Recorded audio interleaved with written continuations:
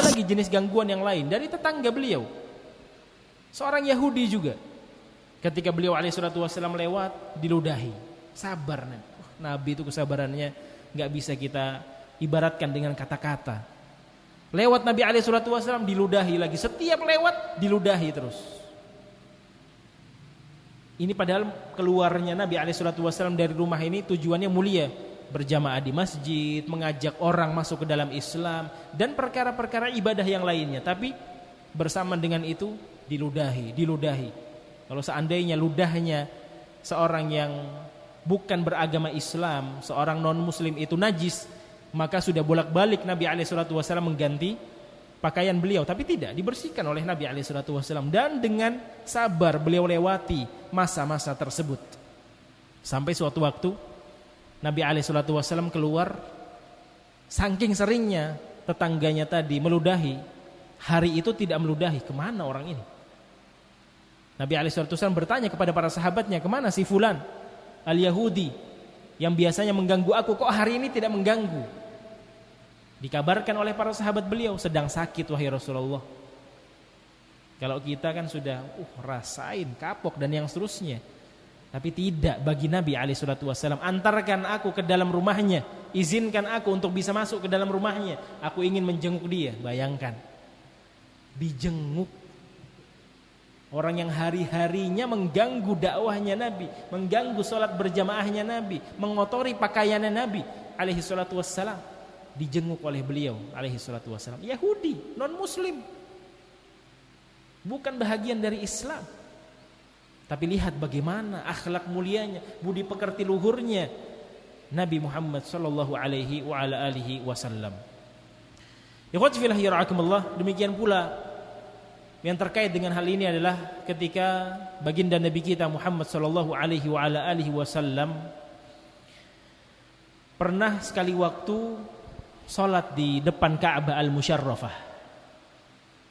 Beliau beribadah dengan khusyuknya, ruku, sujud di depan Ka'bah al-Musyarrafah, menyembah Allah Jalla wa'ala. Di sekitarnya terdapat orang-orang musyrikin, para penyembah berhala yang ketika itu memang tidak mau beriman kepada Nabi alaihi salatu wassalam, karena mereka mengira dakwahnya, agamanya Nabi Muhammad ini tidak bisa kita terapkan. Aja'alal alihatan ilaha wahida, berhala yang sebanyak ini yang kami sembah selama ini, Tuhan-Tuhan kami ini hanya dijadikan satu, semuanya dihapuskan kecuali Allah Subhanahu wa taala? Enggak bisa, enggak masuk di akal. Itu yang menjadikan mereka tidak mau menerima kebenaran yang dibawa oleh Ar-Rasul sallallahu alaihi wa ala alihi wasallam. Maka singkat cerita, Nabi alaihi salatu wasallam ketika melaksanakan salat itu ditertawakan oleh orang-orang musyrikin di sekitar baginda Nabi alaihi salatu wassalam. Apa itu? Sujud, ruku, tidak jelas gerakan-gerakannya, enggak mendatangkan maslahat apa-apa, enggak mendatangkan manfaat apa-apa. Itu saja sudah menyakiti hati Nabi alaihi salatu wassalam. Ditambah lagi ada yang berinisiatif untuk lebih jahat. Apa itu? Mengambil kotoran onta dan meletakkannya di punggung Nabi alaihi salatu wassalam ketika beliau sedang sujud. Bayangkan, Nabi alaihissalatu wassalam sedang sujud beribadah kepada Allah Subhanahu wa taala di depan Ka'bah al-Musyarrafah.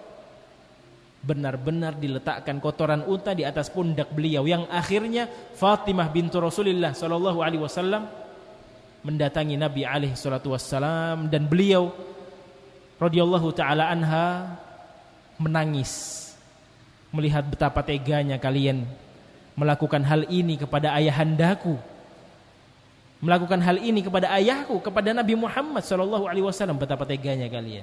Dibersihkan oleh Fatimah bintu Rasulullah sallallahu alaihi wasallam sampai benar-benar beliau menangis radhiyallahu taala anha.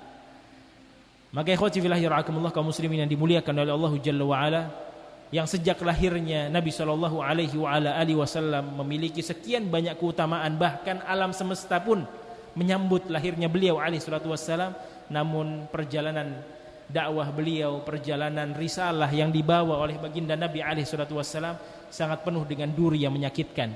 Tapi itu semua dilewati oleh baginda Nabi alaihi salatu wasallam dengan kesabaran dan kesabaran. Oleh karenanya beliau alaihi salatu wasallam menjadi seorang yang tempatnya, derajatnya di surga Allah Subhanahu wa taala berada pada level yang tertinggi, tingkatan yang tertinggi. Kenapa? Sesuai dengan apa yang telah Allah Subhanahu wa taala firmankan, innama yuwaffas sabiruna ajrahum bighairi hisab.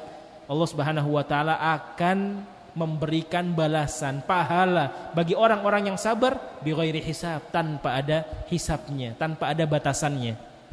Itulah yang akan didapatkan oleh baginda Nabi kita Muhammad sallallahu alaihi wa ala alihi wasallam.